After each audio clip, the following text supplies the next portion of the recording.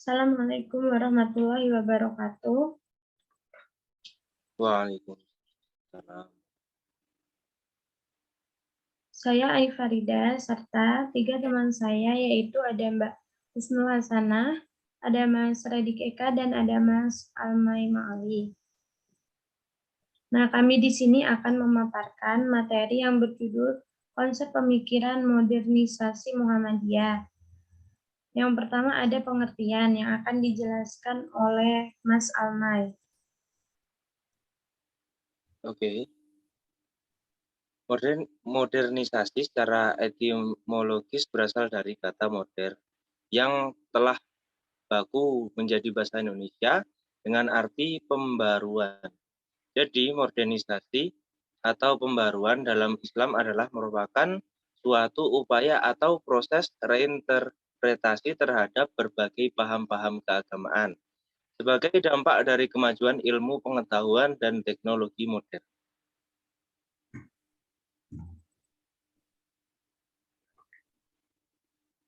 Ada beberapa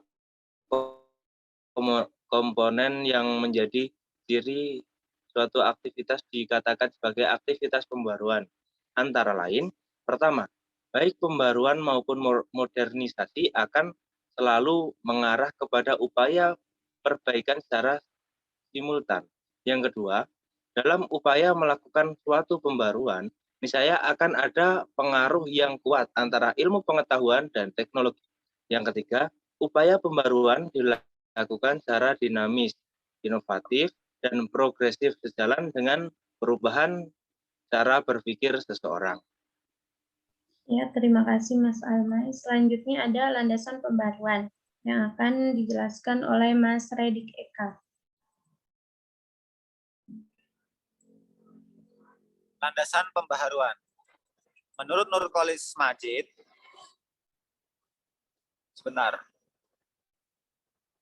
Menurut Nurcholish Madjid, modernisasi atau pembaharuan dalam Islam adalah merupakan suatu keharusan, malahan kewajiban yang mutlak.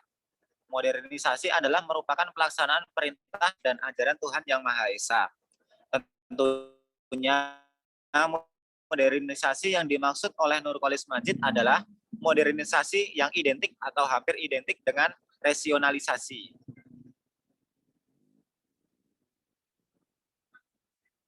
Dasar-dasar sikap dalam pembaharuan. A. Allah menciptakan seluruh alam ini dengan hak atau yang dimaksud dengan benar, bukan batil atau yang dimaksud dengan palsu. Quran surat An-Nahl ayat 16 dan surat Shad ayat 38.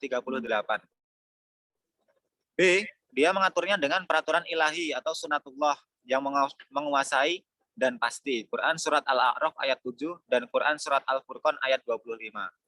C. Sebagai buatan Tuhan Yang Maha Esa, pencipta, alam ini adalah baik, menyenangkan, atau yang bisa disebut mendatangkan kebahagiaan duniawi dan harmonis. Quran surat Al-Anbiya ayat 21 dan surat Al-Mulk ayat 67. Pada intinya, dalam modernisasi atau pembaharuan yang dilakukan ini sesuai dengan kebutuhan masyarakat sekitar yang dipengaruhi oleh ruang dan waktu. Oh iya, terima kasih Mas Redik. Mungkin sedikit koreksi untuk Quran surat An-Nahl tadi, ayat 3, Shad tadi ayat 27, kemudian Quran surat Al-A'raf tadi ayat 3, dan Al-Furqan ayat 2. Terus ada Quran surat Al-Anbiya ayat 7, dan Al-Mulk ayat 3. Selanjutnya, ada beberapa upaya pembaruan. Yang pertama, pembaruan keagamaan. Yang kedua, pemikiran kependidikan. Yang ketiga, pembaruan politik. Dan yang keempat, pembaruan hukum.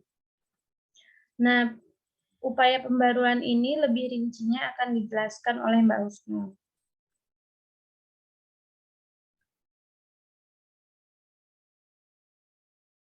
Silakan Mbak Husnul. Terima kasih. Untuk beberapa upaya pembaharuan. Upaya pembaharuan dalam bidang pendidikan berupa sistem dan struktur lembaga pendidikan. dalam pandangan Abduh, ia melihat semenjak masa kemunduran Islam, sistem pendidikan yang berlaku di seluruh dunia Islam lebih bercorak dualisme. Oleh karenanya, perlu melakukan lintas disiplin antar kurikulum madrasah dan sekolah, maka jurang pemisah antara golongan ulama dan ilmuwan dapat diperkecil. Untuk pembaharuan politik, dalam bidang politik, Muhammad Abduh sebagaimana dalam kutipan Rizan Rusli berpendapat bahwa kekuasaan negara haruslah dibatasi oleh konstitusi. Pemerintah wajib bersikap adil terhadap rakyat. Sebaliknya, terhadap pemerintah yang adil, rakyat harus patuh dan setia. Muhammad Abduh menghendaki kehidupan politik yang demokratis, yang didasarkan atas musyawarah. Terus, pembaharuan hukum. Pembaharuan hukum secara praktis dilakukan oleh Abduh setelah ia menjabat sebagai mufti negara. Di lembaga ini, ia banyak mengeluarkan fatwa-fatwa keagamaan dengan tidak menganut fatwa-fatwa keagamaan dengan tidak menganut madhab dan aliran tertentu. Hal ini disebabkan keyakinan akan pentingnya akal dan ijtihad untuk menyelesaikan permasalahan yang dihadapi saat itu. Salah satu pendapat yang berbeda dengan pandangan ulama tradisional seperti menyembelih lembu setelah dipukuli hingga lemas dan tidak menyebut nama Allah yang dihukumi sebagai sah dan halal dagingnya. Sebagai seorang ulama yang sanggup dan berani mengadakan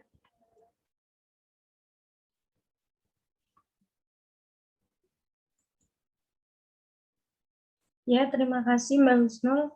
Tadi untuk pemikiran keagamaannya yaitu membuka ijtihad untuk mereka yang sudah memenuhi syarat-syarat. Sedangkan bagi mereka yang tidak memenuhi syarat-syarat harus mengikuti pendapat mujtahid yang ia setujui pemahamannya. Sekian pemaparan dari kami. Apabila banyak kekurangannya, kami mohon maaf. Wassalamualaikum warahmatullahi wabarakatuh. Waalaikumsalam warahmatullahi wabarakatuh.